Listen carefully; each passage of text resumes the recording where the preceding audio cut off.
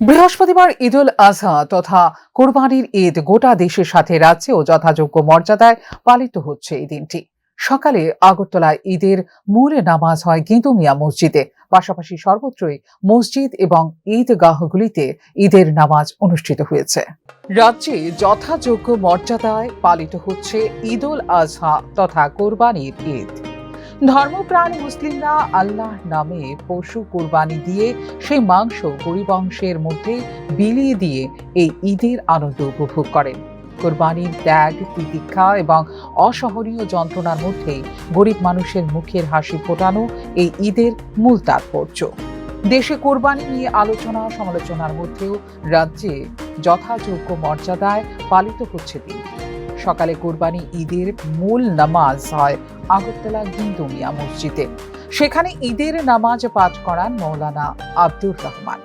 ধর্মপ্রাণ মুসলিমরা সমবেতভাবে ঈদের নামাজ আদায় করেন এবং পরে একে অপরের শুভেচ্ছা বিনিময় করেন। একইভাবে ঈদের নামাজ হয় পশ্চিম নোয়াবাদী ঈদগাহে। ঈদের নামাজ শেষ করে বিশ্ব শান্তি এবং সৌভ্রাতৃত্ব প্রতিষ্ঠার জন্য মোনাজাত তোলেন ইমাম সাহেব। আপনাদের সবাইকে এবং রাজ্যের এবং রাষ্ট্রের সকল নাগরিক, সকল অংশের মানুষকে আন্তরিকভাবে অনেক অনেক ঈদ মোবারক ও প্রাণঢালা শুভেচ্ছা। সবাই ভালো থাকুক, সুখে থাকুক এবং ঈদের আনন্দের এই আবহ রাজ্যের এবং রাষ্ট্রের সকল অংশের মানুষ সমানভাবে উপভোগ করুক, প্রত্যেকটা ঘরে সমানভাবে আনন্দ মুখরিত হোক, এটাই আল্লাহ তাআলার কাছে আমরা প্রত্যাশা এবং প্রার্থনা করছি। এবং আজকের এই ঈদকে কেন্দ্র করে আমাদের রাজ্যের এবং রাষ্ট্রের শান্তি, সম্প্রীতি, সৌহার্দ্য ও জাতীয় সংহতি।